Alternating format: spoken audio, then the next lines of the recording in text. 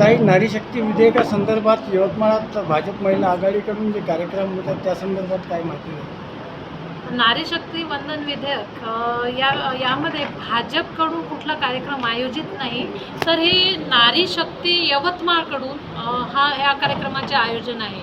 यामध्ये 11 तारखेपासून तर 18 तारखेपर्यंत यवतमाळातील नारी शक्तीने हा कार्यक्रम राबवलेला आहे. त्यामध्ये वेगवेगळे त्यांनी उपक्रम त्यामध्ये घेतलेले आहेत.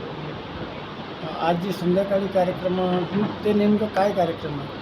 आज 13 तारखेला यवतमाळ नारी शक्तीने भव्य पदयात्रा ठेवलेली आहे. नारी शक्ती वंदन विधेयक समर्थनार्थ ही पदयात्रा राहील. यामध्ये अनेक संस्था, संघटना, शैक्षणिक, सामाजिक क्षेत्रातील, साहित्य क्षेत्रातील संपूर्ण महिला ते सामान्य गृहिणीपासून या पदयात्रेत समाविष्ट राहील.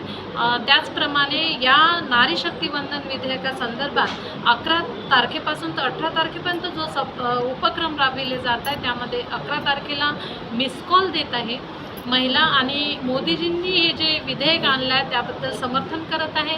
त्यानंतर 12 तारखेला एकमेकींना भेटी देत आहे. ज्या कर्तृत्वान नेतृत्व करण्याची ज्यांना संधी आहे पुढे, त्यांच्या भेटी घेऊन त्यांना अभिनंदन, त्यांना शुभेच्छा आणि सर्व महिला एकत्र येऊन हा आनंद व्यक्त करत आहे. त्यानंतर व्हिडिओज काढून त्या व्यक्त होत आहे की हे बिल किती चांगलं आहे त्यांच्यासाठी. त्यांना विधानसभेत, त्यांना पुढे राजकीय क्षेत्रात मोठमोठं नेतृत्व करण्याची संधी आहे, याचा आनंद त्यांना आहे.